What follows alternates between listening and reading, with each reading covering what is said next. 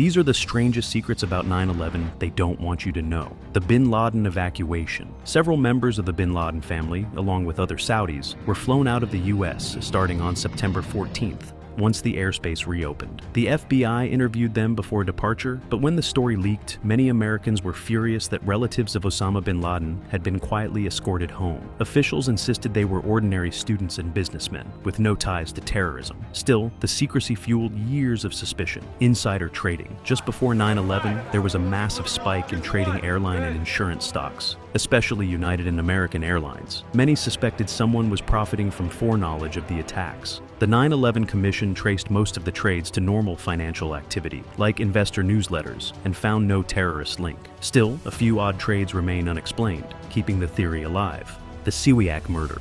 On the night of September 11th, Polish immigrant Henryk Siwiak was shot dead while lost in Brooklyn, about to start a new job. Police think he wandered into the wrong neighborhood, since Siwiak was not robbed, wore camouflage clothing, and spoke poor English with a heavy accent. Detectives have speculated that his killer may have thought he had something to do with the attacks. Because the city was in chaos, the case was barely investigated, and no suspect was ever found. Some call him the last victim of 9/11, even though his death was unrelated. The dancing Israelis. That afternoon, 5 Israeli men were detained in New Jersey after being spotted filming the burning towers. Witnesses said they looked like they were celebrating, sparking endless conspiracy theories. They were held for over 2 months and later deported for visa violations. Allegations of Israeli intelligence ties have never been proven, and most experts believe their behavior was simply misinterpreted. Sneha Ann Phillip. Dr. Sneha Ann Phillip, a 31-year-old physician living in Manhattan, vanished on the night of September 10th, 2001. Security cameras caught her buying cleaning supplies and bedding at a department store near the World Trade Center, but she never returned to her apartment. Her family believes she ran toward the Twin Towers to help when the attacks began,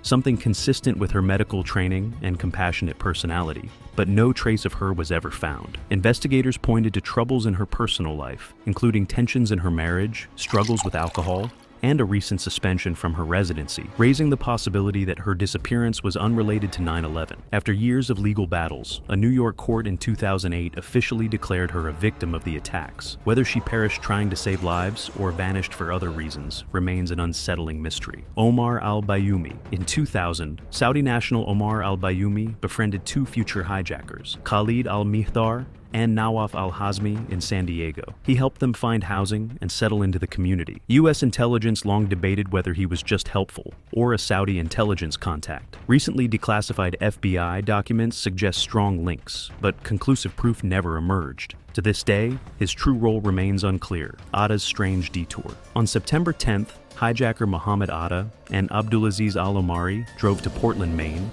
and flew to Boston the next morning to board their hijacked plane. The detour was risky. If their short connection had been delayed, the entire plot could have unraveled. No one knows exactly why they did it. Theories range from evading surveillance to simply picking a smaller airport with lighter security. The FBI informant, 2 hijackers, al-Mihdar and al-Hazmi, rented a room from Abdusader Sheikh, an FBI informant in San Diego. He prayed with them, helped them with daily life, and filed reports to his handler, but never gave their names. Incredibly, the Bureau never connected the dots. The 9/11 Commission called it a massive intelligence failure, but there's no evidence it was deliberate. Thanks for watching.